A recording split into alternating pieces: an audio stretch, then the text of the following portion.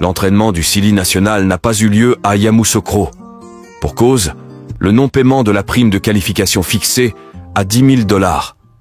Certains journalistes penchent du ministère présent en Côte d'Ivoire avaient commencé à faire croire au paiement de ladite prime. Les cadres ont fait une réunion cet après-midi à l'hôtel, voyant que le paiement retardait. Un représentant du ministère s'est finalement rendu sur place, promettant de rallier Conakry et revenir avec l'argent le samedi avant le match.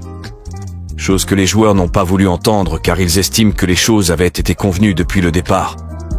Ils réclament les primes de qualification, c'est normal. Ils refusent de s'entraîner malgré les primes annoncées, c'est pousser le bouchon plus loin. À quelques jours d'un match à coup près, c'est avoir le moral sous les crampons. Ce soir, dans l'urgence, on vient payer les 10 000 $ à l'hôtel, comme le stipule l'arrêté conjoint. Ils exigent une revalorisation des primes à 30 000 $ sans raison apparente. Après discours, ils acceptent de reprendre les entraînements sans prendre les 10 000 $ tant qu'on n'augmente pas chantage ou coup de pression. Mon libre opinion. C'est un précédent qu'on a créé sans le savoir. Les joueurs se mettent la corde au cou et resserrent l'étau autour d'eux pour le match du dimanche. Contre un adversaire déjà trop bien affûté et au moral bien aiguisé. Je suis déçu mais pas surpris. Mon enthousiasme m'a trahi. On n'a pas encore divorcé de ces pratiques qui affaissent notre football. À Conakry, joueurs, staff et dirigeants se sont accordés de payer désormais les primes par transaction bancaire.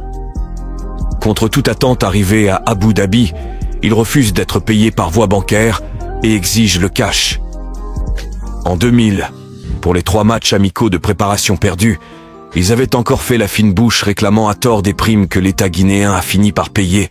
Anecdotique, non. Les joueurs se comparent et réclament 30 000 $. Explication.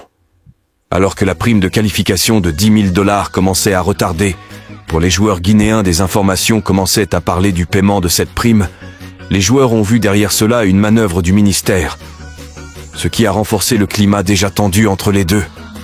Les joueurs se renseignent avec leurs coéquipiers des autres sélections. Déjà à plusieurs reprises, ces histoires de primes sont revenues ces derniers mois. Par exemple, à Conakry, avant le match du Malawi, les cadres avaient prévu de faire grève. Mais l'idée a été abandonnée au tout dernier moment. Mais la frustration reste. Il y a quelques semaines, une info parlant des primes non perçues avait été sortie par plusieurs médias de la place. Une prime qui sera finalement reversée aux victimes de l'incendie de Kaloum. Alors que le ministère a ramené les 10 000 $ à l'hôtel hier dans la nuit, les joueurs avaient déjà échangé avec des coéquipiers à eux, évoluant notamment avec le Cameroun, le Mali, le Sénégal, etc. Lors de leurs échanges, ils ont appris les primes de qualification déjà perçues par ces joueurs-là. Ce qui a mis en colère certains qui non seulement n'ont rien reçu avant de faire grève, mais aussi se rendent compte qu'ils ont une des primes les plus faibles du tournoi. Ce qui est complètement faux. Avec ces mentalités d'enfants pourri gâtés et des comparaisons bidons, je perds l'espoir pour cette équipe. C'est ainsi qu'au moment de leur demander de venir signer pour la réception de leurs primes, ils refusent de descendre et font désormais savoir qu'ils ne veulent pas moins de 30 000 $ comme prime de qualification en 8e de finale. Nous parlions ici des personnes qui n'ont rien apporté à leur pays et commencent à avoir des exigences qu'une équipe comme Sénégal peut avoir logiquement. Vous êtes des opportunistes réunis. L'accord viol par les joueurs. Il faut rappeler que les primes sont déjà fixées à l'avance, d'un commun accord. À moins d'une volonté émanant de l'État d'augmenter ladite somme, aucun changement ne peut être réclamé. C'est ainsi que la qualification étant fixée à 10 000 $ pour les joueurs et le staff technique, le ministère a ramené cet argent à l'hôtel qui a été boudé par les joueurs qui réclament coûte un meilleur traitement financier. N'hésitez pas de liker et commentez, donnez vos opinions tout simplement. Peace.